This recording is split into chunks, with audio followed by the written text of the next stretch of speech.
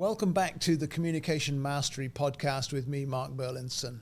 This is where we unleash the power of understanding to build bridges and not boxes, especially because we understand that communication is the soil in which teamwork grows, and our businesses thrive on teamwork, don't they? And today I want to talk about settings where maybe teamwork hasn't been thriving. My title would be When Shift Happens. That's shift, because when we navigate conflict or we navigate tension, when things are changing in our business, especially if there's a change of personnel, then there's always communication issues that arise.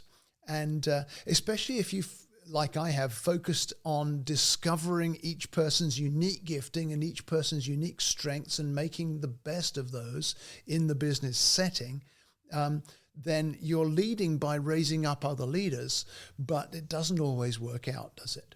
And so I want to talk about when those shifts occur, how do we handle them? What do we need to face as the challenges? And what are some of the keys to turning what could be a very negative situation into a positive one?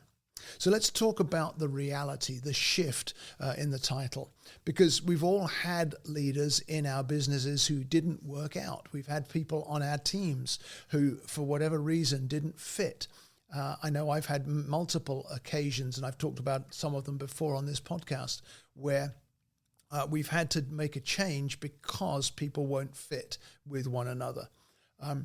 When leaders don't work out, when team members don't work out, sometimes there's an active division in the team. They're dividing people actively by setting one against another. Or sometimes when people don't fit, it's more of a passive division. There's just this sense that things aren't quite right and we're not pulling together. There's no active conflict happening, but there's still that passive divisiveness. And whether you've got active or passive divisiveness, it's going to undermine the vision and the mission of your business. And so it's important it be addressed. And you as the leader are going to have to be sure to address that. You're going to need to pull on different aspects of your communication profile to do that. And when you're trying to resolve some of these issues, sometimes the only answer is for somebody to leave the team. And sometimes people will leave easily or quickly. Other times you have to ease them out or maybe even suddenly terminate them. It's very difficult to do that in some settings, or some people find it too easy to do that. I want to address both of those in this episode. Some people cause division by differing through personality, but others divide more by differing with the mission, the focus, the goals of your organization.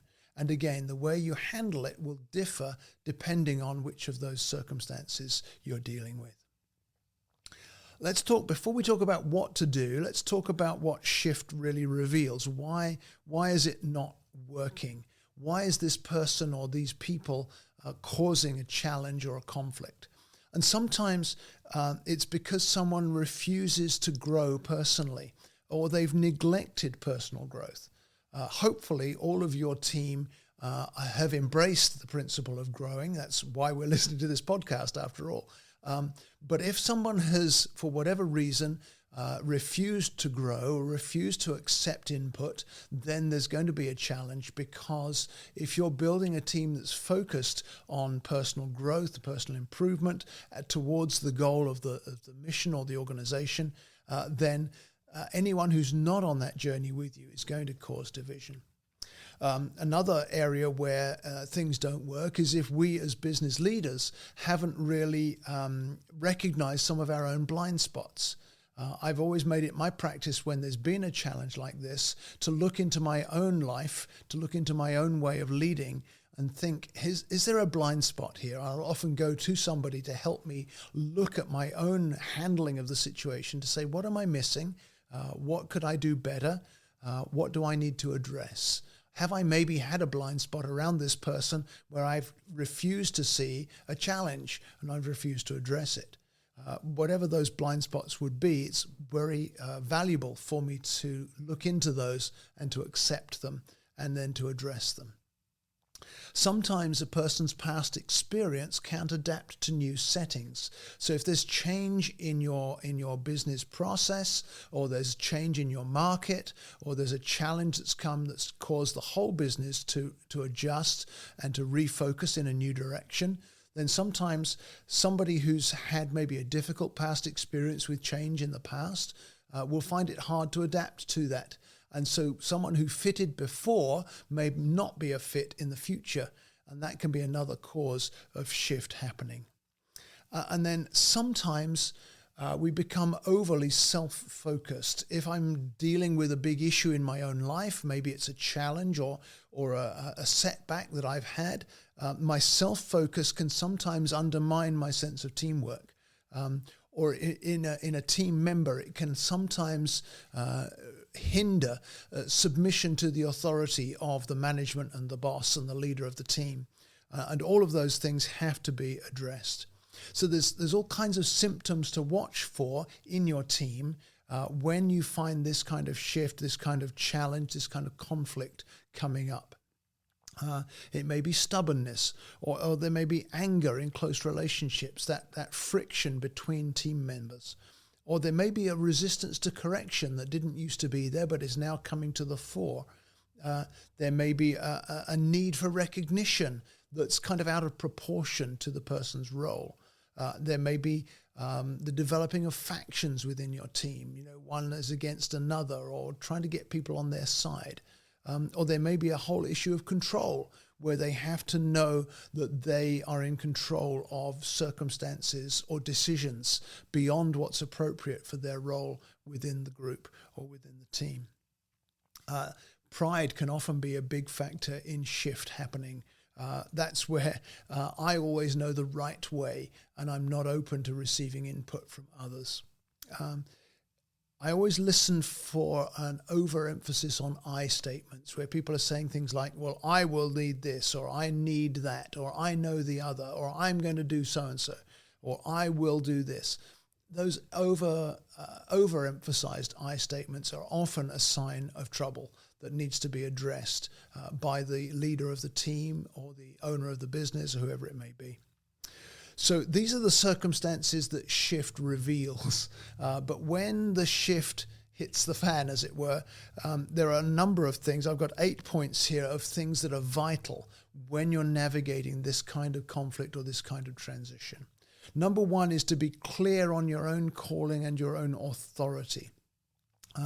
Because you need to guard against self-protection, defensiveness. I've known circumstances in my own journey where I've been overprotective of myself in difficult situations, and it hasn't solved the problem. It's actually added to it because it's made me more insular. When you're clear on your calling, and you're clear on your role, and you're clear on your authority, you can act in the best interests of the organization and not just of yourself. Because self-protection is no protection in these circumstances. Second thing to do is to look as far as possible to make choices available to those who are experiencing conflict or shift or difficulty. I remember one circumstance where my wife and I had hired a couple to work alongside of us, and it really wasn't working out, but we were able to offer 2 or 3 different choices for them to select from, and in the end they chose the choice which was to depart, and that was the best choice for them and for us, but we'd offered them several other choices within our own parameters as well. And so when it's less of an ultimatum and more of a choice, it's easier for somebody to accept that change needs to happen. A third point that's very important is to seek wisdom from external sources, to call on the resources around you, to bring in others who know you well, but also know your circumstances well enough.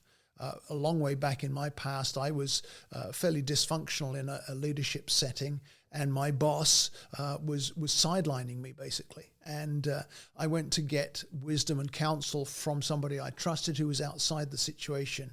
And they were the ones who said, you know what, it's probably time for you to move on. You were a good fit when you started there, but now you don't fit, and you need to look for something else. And I was very grateful for that external input.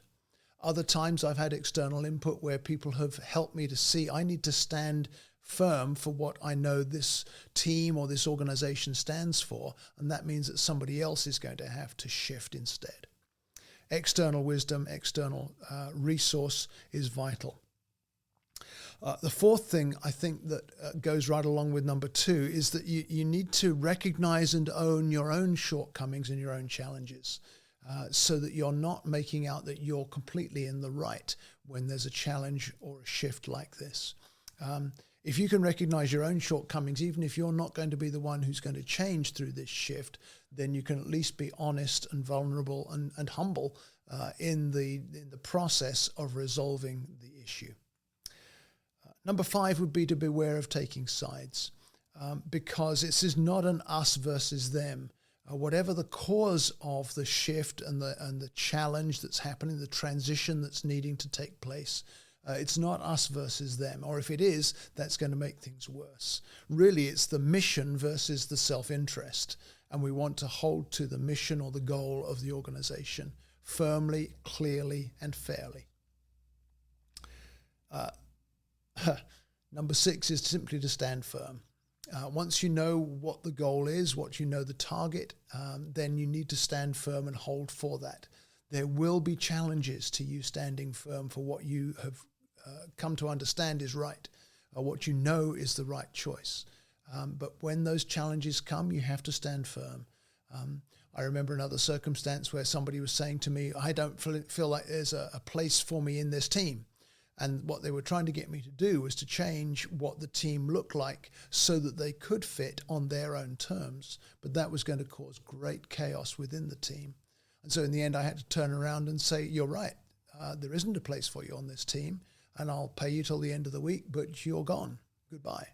I don't like those kind of conflicts, but it was necessary at the time. And in the end, the team benefited from that.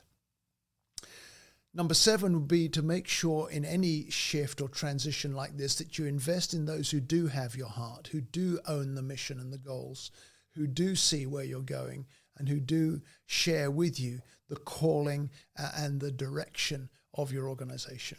Invest in those people, make sure that they know that they're valued. And then number 8, finally, is to take action. Very often there isn't just one correct answer. There are multiple answers that you can bring into shifting transition situations like this. But if you hold firm to your corporate values, then whatever action you take is going to move you in that direction. It may be that you take one of 2 or 3 different possible choices, but as long as you take action, don't hold back. Somebody once said to me, would you rather wrestle a lion cub or a full-grown lion? And of course, the answer is it's easier to wrestle a lion cub. When you see a challenge, when you see a problem, it's important to tackle it early before it grows into something more fierce. And then after the shift, after the transition, after maybe the conflict has been resolved by whatever means it is, whether it's been tough or whether it's been simple, you need to deal with that kind of post-operative fatigue. You know, if ever you've had some kind of surgical operation, you know that there's a fatigue that comes after it because something big has happened. There's been something taken out or something being put in that needs to be changed. And then you need to deal with that fatigue that follows. So you need to keep restating the vision for your organization, for your team. You need to demonstrate care and empathy for the team that remains if there's been a change of personnel. And you need to continue to prioritize the mission that you're engaged in together. Because once we keep our eye on the goal, we can move forward together. And you're less likely to have those kinds of shifts, those kinds of transitions, those kinds of conflicts that we've just talked about navigating. So I hope that's helpful to you. And you may be thinking of somebody else who could benefit from what we've talked about in this episode. So maybe you could pull out your phone and text them a link to this episode and say, here, listen to this. I think it'll help you. Or maybe you found this helpful and you'd like to leave us a review. That would be very helpful to me as well. Any recommendation to get others to get the good news of this podcast is always valuable. So thank you for doing that. And if you've got feedback or questions, you can always reach me through my website at markberlinson.com. I'd love to hear from you so that we can take your questions and feedback into a future episode and answer them. Until then, let's take a break from here, and I'll see you again next week.